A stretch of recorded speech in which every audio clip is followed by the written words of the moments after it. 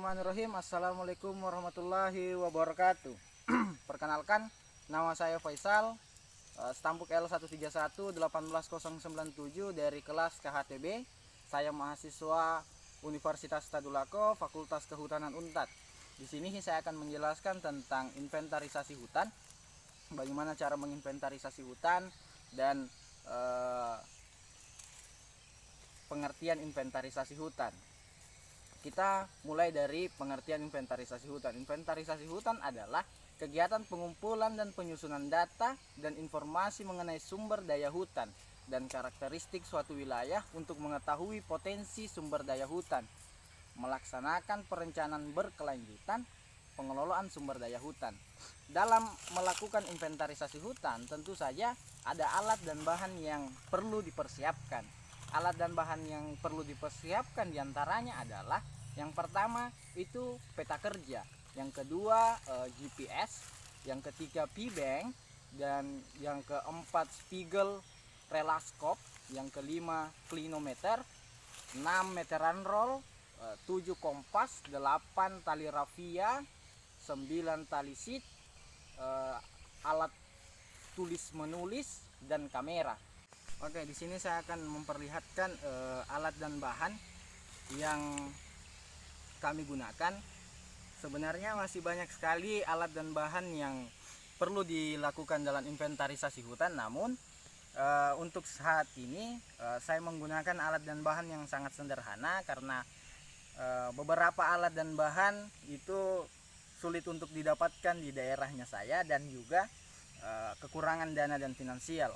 Di sini alat yang pertama untuk inventarisasi hutan adalah yang pertama ini meteran roll. Fungsi dari meteran roll ini untuk menghitung jarak plot yang akan kita buat. Yang kedua adalah meteran roll atau pita ukur. Pita ukur ini digunakan untuk mengukur diameter pohon yang akan kita hitung di dalam plot. Yang ketiga adalah clinometer. Clinometer ini berfungsi untuk menghitung derajat sehingga kita bisa tahu dengan rumus tertentu tinggi dari sebuah pohon. Yang ketiga, yang keempat adalah tali rafia. Fungsi dari tali rafia ini adalah untuk digunakan sebagai batas plotnya kita. Yang keempat itu alat tulis menulis dan tali sheet. Ini digunakan untuk menulis diameter pohon yang akan kita buat. Yang keempat, yang terakhir itu kompas. Fungsi dari kompas ini adalah untuk pemulaian dimulai setelah 20 meter ke timur, kita lanjut ke 20 meter ke selatan. Setelah kita selesai menghitung 20 meter ke selatan, kita tanamkan patok sebagai penanda. Begitupun dengan arah-arah selanjutnya. Setelah dari selatan kita lanjut 20 meter ke timur sehingga kita bisa sampai ke titik awalnya kita. Kali ini kita akan mencoba untuk pembuatan plot 20 x 20. Penentuan posisi kita lakukan dan untuk mengetahui lurus atau tidaknya plotnya kita menggunakan kompas. Fungsi kompas sendiri untuk sebagai mistarnya kita agar plotnya kita tidak lari atau sejajar dengan bentuk segi empat. Oke, kita dalam pembuatan plot 20 x 20 perlu yang kita ketahui yang pertama, setiap titik awal kita mulai pada arah utara dulu. Arah utara, setelah 20 meter sampai di arah utara kita lanjut ke arah timur. Setelah 20 meter ke arah timur kita lanjut ke arah selatan.